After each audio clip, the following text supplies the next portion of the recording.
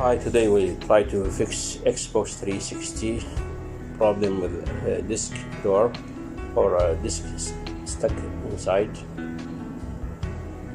this Xbox. Take the plastic cover out.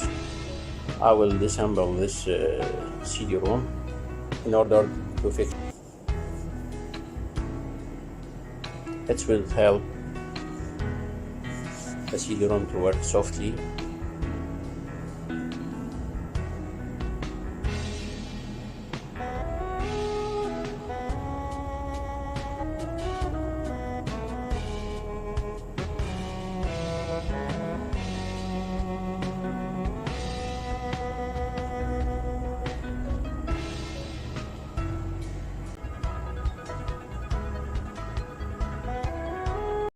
For complete video, go to my channel, please.